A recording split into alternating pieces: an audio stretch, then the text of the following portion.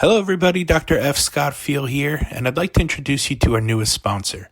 The NPTE Final Frontier is the review course that I wish was around when I took the board exam.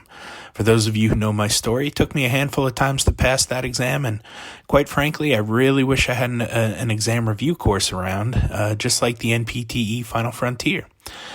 Check out their website, npteff.com, and use the code HET at checkout for 10% off to all of our listeners and fans. Hey y'all, it's Farley Schweighart, and here is a Teach Me Something Tuesday tip. When teaching documentation, I find that it can be very challenging for students to get the skill of what they are doing and what someone is saying to them and get it written down. I think as clinicians and educators, being very far removed from learning that skill, we can forget that can be a challenge. And today's student, they may not have had any experience of this at all. I have found that to be true several times.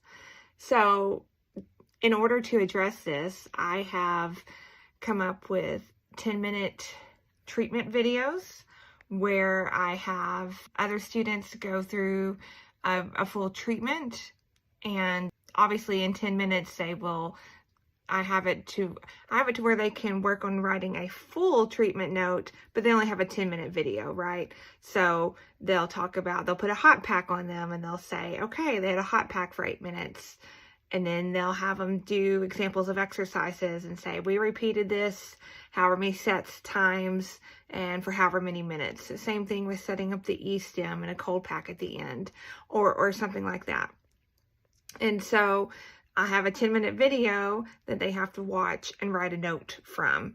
So it condenses it, and it's become a really good activity to help students learn how to write from what's being said and what's being done. It's not perfect by any means, but I have them practice this for several weeks in a row, and I have found it to be a good way to gain that skill in order to be more ready to document in the clinic and have a shorter learning curve once they get to real patients. So also, another tip in that, I find that 10 minutes is a pretty manageable video, to be able to place onto Blackboard or transfer in and out. I have them set up on our YouTube channel, and then I just embed them in Blackboard for them to watch them. So it makes it a lot more manageable once trying to transfer it over different platforms. So I hope that helps, and I hope you enjoyed today's Teach Me Something Tuesday.